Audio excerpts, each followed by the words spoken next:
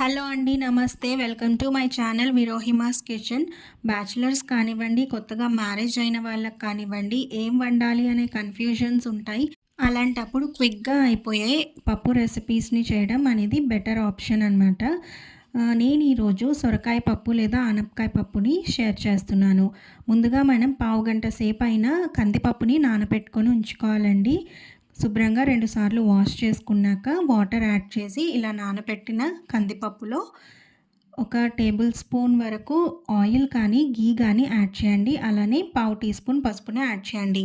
తొక్క తీసేసిన సొరకాయ లేదా ఆనపకాయ ముక్కల్ని చిన్న చిన్నగా కట్ చేసుకొని యాడ్ చేయండి. అలానే ఒక ఆనియన్ని ఇలా పొడుగ్గా చీలికలుగా కట్ చేసుకోండి.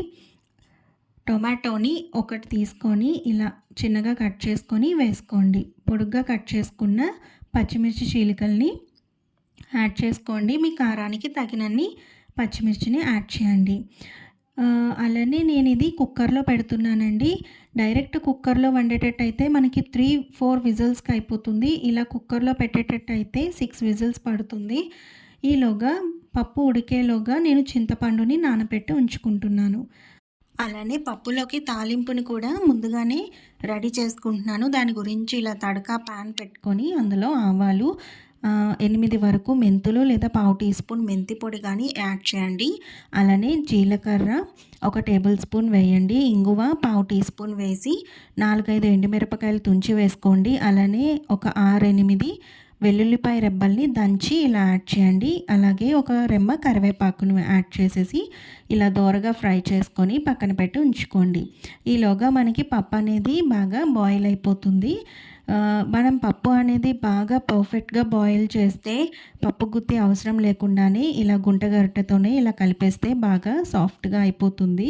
ఇలా మనం బాగా మిక్స్ చేసుకుంటేనే చూసారు కదా, బాగా సాఫ్ట్గా అయిపోయింది. ఆనపకాయ ముక్కలు కూడా చక్కగా బాయిల్ అయిపోయాయి.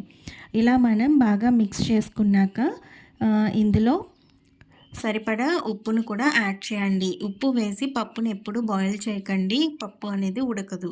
కాబట్టి పప్పు ఉడికాకే మనం ఉప్పు అనేది యాడ్ చేయాలి. అలానే చింతపండుని నేను ముందుగా నానబెట్టి ఉంచుకున్న దాంట్లో నుంచి రసం తీసేసి ఇందులో యాడ్ చేసేసాను. అలానే గల్లుప్పు యాడ్ చేస్తున్నాను. ముందుగా మనం ఫ్రై చేసి పెట్టుకున్న పోపుని కూడా ఇందులో యాడ్ చేసేసి బాగా మిక్స్ చేసుకుని దీనిని ఒక 4-5 పొంగులు వచ్చేంత వరకు స్టవ్ మీద పెట్టి బాయిల్ చేసుకోవాలి. ఈ పోపులో ఉండే ఫ్లేవర్స్ కానివ్వండి, ఆ చింతపండు గుజ్జు కానివ్వండి, మనకి కొంచెం పప్పులో అనేది కొంచెం బాయిల్ అవ్వటం వల్ల వీటి ఫ్లేవర్స్ అన్నీ పప్పులోకి వచ్చి బాగుంటుందన్నమాట. అలానే మనం ఇది ఇలా బాగా బాయిల్ అవుతున్నప్పుడు కొంచెం కొత్తిమీరని కూడా కట్ చేసుకొని యాడ్ చేసుకోండి.